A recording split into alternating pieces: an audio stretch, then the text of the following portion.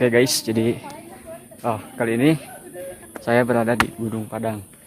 Tempatnya lokasinya itu Cianjur gitu.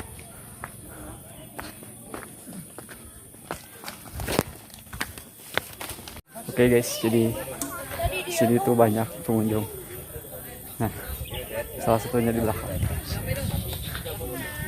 Oke, kita cari spotnya guys. Kecil, pendek, tapi gede.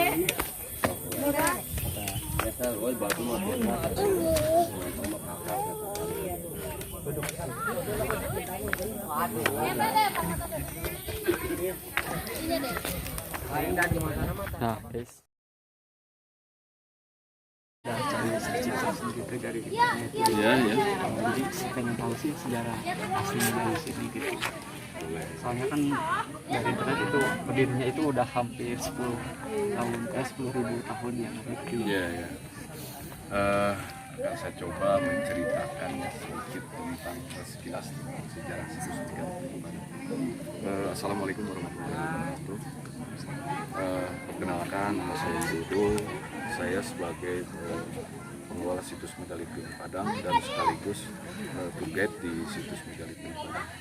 Saya akan mencoba menceritakan sedikit sekilas tentang sejarah situs Megalith Gunung Padang yang saya ambil dari cerita tokoh masyarakat yang turun-temurun dan masih booming di sekitar masyarakat situs Megalith Gunung Padang. Gunung Padang terletak di Desa Karyamukti, Kecamatan Cempaka, Kabupaten Cianjur, dan dikelilingi dari dulu sampai sekarang ada 3 kampung. Yang di sebelah selatan ini ada yang disebut Kampung Gunung Melati, dan di sebelah barat ada Kampung Cipangelaan dan timur Cimangun. Situs Gunung Padang pertama dicatat ada 2 jilid kan. Pertama dicatat tahun 1891 sama orang Belanda namanya Van Beek, dan kemudian dicatat lagi tahun 1914 sama orang Belanda juga namanya Enjekrum, dan dilaporkan ke pemerintah tahun 1979 sama 3 orang petani namanya Pak Andi, Pak Soma, dan Pak Abidin, dan Pak Abidin sebagai fasilitator yang melaporkan ke dinas terkait ke Cianjur. Situs Gunung Padang ini diperkirakan digunakan sama nenek moyang kita itu di zaman dahulu tempat untuk beribadatan di zaman dahulu, dan membentuk seperti punden berundang. Punden berundang itu yang berteras-teras, dan semuanya ada 5 teras atau step by step, dan di teras 1 ada yang disebut Gunung Masigit. Gunung Masigit kan ada di sana di bawah Gunung Masigit, dan itu semua mengandung ada filosofinya. Intinya kita sebagai manusia harus mempunyai dasar itu berketuhanan. Dan di teras 1 ada yang bentuk seperti kotak tadi kan. Nah, itu masyarakat nyebutnya aula atau tempat musyawarah, karena orang kita itu punya budaya musyawarah. Dan di belakangnya ada yang disebut batu gamelan. Gamelan di sini bukan berarti ditabur setiap saat. Itu hanya di waktu-waktu tertentu. Diibaratkan seperti di masjid atau di gereja. Kalau di masjid kan ada bedu. Kalau misalkan itu dipukul berarti itu sebuah panggilan. Kalau itu waktunya untuk beribadah atau ada panggilan untuk beribadah. Dan masih di teras 1 ada yang di aula itu ada batu besar.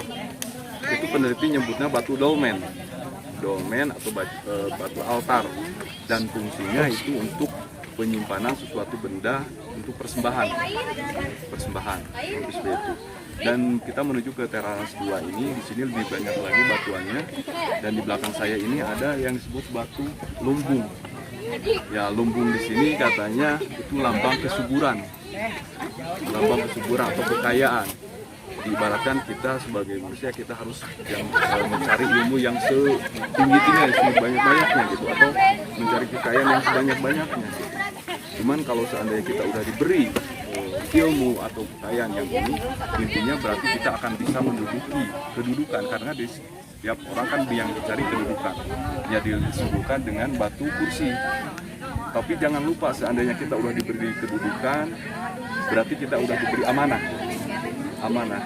dan kita harus menjalankan amanah tersebut dengan sebaik mungkin. Kita tidak boleh mengingkarinya. Makanya disimpulkan dengan kaki jejak di sebelah kanan di sana. Ada. Intinya kita harus melangkah dengan baik, diawali dengan kaki sebelah kanan. Bisa saja kita melangkah dengan kaki sebelah kiri, berarti kita harus mau masuk ke seperti ke toilet segala macam ya, ada aturannya. Ya, kita harus menjalankan amanah dengan sebaik mungkin. Makanya disebutkan dengan kaki sebelah kanan.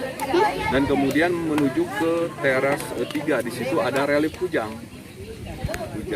menyerupai seperti kujang gitu kan. Kujang di sini bukan berarti senjata, ada yang bilang itu ciri khas kerajaan Pajajaran kan yang kujang. Tapi kujang di sini kita kalau seandainya kita berjanji dengan seseorang, kita harus bisa menepati janji tersebut, nggak boleh mengingkari. Makanya disebutkan dengan gelap kujang. Dan kemudian di sebelah sana ada yang disebut tapak maung. Maung di sini bukan berarti hewan, melainkan filosofinya kita sebagai manusia harus kita menjadi manusia nomor satu. Setengahnya maung. Ya, selain keluarga dan masyarakat juga kita menjadi manusia unggul, pemimpin. Dan kemudian di teras 4 ada satu batu berdiri di sana. Itu disebutnya batu kanuragaan atau batu pengujian. Dulu sebelum dilarang, banyak orang berkunjung, mereka berkumpul di situ. Mereka ingin mencoba mengangkat batu tersebut. Karena katanya, jadi intinya banyak pengunjung bertanya ke pengunjung lagi. Katanya kalau misalnya kita punya cita-cita, terus mengangkat batu itu terangkat, segala sesuatu akan tercapai. Padahal bukan seperti itu. Yang intinya, ya filosofinya kita kalau misalkan ingin, tidak mungkin kita namanya apa namanya kaya tanpa ada kerja keras. Yang harus diangkat itu beban kehidupan kita. Kita jangan malas-malasan. Kalau kita udah malas-malasan nggak mungkin kan, nggak mungkin menduduki singgasana. Karena di teras 5 ada yang disebut batu singgasana menuju kesuksesan. Nah, kalau seandainya kita mengikuti aturan yang sudah ditentukan dari 1, 2, 3 sampai 4, ya insya Allah kita akan menduduki singgasana. Ya intinya di puncak gitu. Tapi jangan lupa di belakang singgasana kenapa disebut Sunan itu Sunan Ramadan. Kadang-kadang kita misalkan mendapatkan sesuatu atau kesuksesan seolah-olah masih kita sendiri. Padahal di belakang itu ada doa kedua orang tua dan guru. Yang mungkin kita bisa baca tulis kurang lebih seperti itu. Dan istilahnya kalau kita saya akan coba menceritakan tentang hasil penelitian di tahun 2012 karena di berbagai disiplin ilmu meneliti di sini kan, dari geologi, terus budayawan sampai mental fisika, sampai juga ada sistem sonar atau sistem pemboran. Dan setelah hasil dating karbon di kedalaman 16 meter ada 3 lapisan, ada 3 generasi. Lapisan pertama 2.500 sebelum Masehi, kedua 4.000 sampai 7.000 dan ketiga 10.000. Itu dilihat di Indonesia, dibawa ke Amerika periode yang mencapai 25.000 tahun sebelum Masehi. Usianya seperti itu. Itu dari bahan perekatnya. Kalau misalkan batuan ya, mungkin jutaan tahun. Dan di sini semua batuan di sini disebutnya batuan andesit piroksin. Andesit piroksin yang mengandung unsur logam besi di atas rata-rata 45%. Jadi beda seperti batuan-batuan di sungai kan. Kalau di sungai itu disebutnya batuan basal. Basal kalau ini andesit. Dan hasil pemetaan kemarin luasnya ini 29,1 hektar. Dan semuanya batuan-batuan andesit. 29,1 hektar. Dan puncaknya ini dari 1 sampai 5 luasnya 4.000 meter. Puncaknya. Dan sering orang bertanya dari mana sih batuan ini asalnya kan? Kalau misalkan dari arkeologi itu macam-macam sih. Ada yang bilang dari ini perut bumi, istilah jadi jadi magma bumi yang muncul ke permukaan dan karena ada pendinginan pembekuan membentuk permukaan. Ibarat kita misalkan di sawah terus kering kan ada ya itu kan suka pecah-pecah kan itu. Ada yang bilang situ, ada yang bilang ini dari batuan meteor. macam-macam. Kalau kita ambil dari cerita folklor masyarakat di sebelah selatan situs ini ada yang disebut Tegal Batu, kemudian Kampung Ciukir, bukan kampung, namanya Ciukir aja.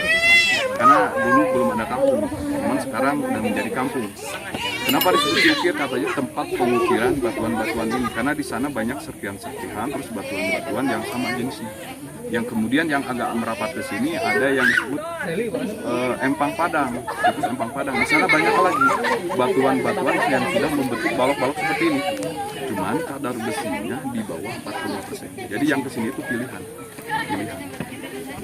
Dan kalau kita perhatikan nenek moyang kita kalau membangun suatu tempat untuk tempat peribadatan pasti selalu menghadap gunung yang paling tinggi, paling besar. Orientasinya selalu menghadap gunung yang paling tinggi. Contohnya ini kan di sebelah utara, ini kan menghadap Gede Pangrango. Itu sudah menyibukkan nenek moyang kita itu bukan menyembah gunung, melainkan mereka menyembah Sang Maha Agung. Kalau mereka itu sudah berketuhanan. Ibaratnya kita sebagai umat muslim kan kiblat kita ke Ka'bah, bukan berarti menyembah Ka'bah, itu hanya simbol. Ya, kurang lebih seperti itu.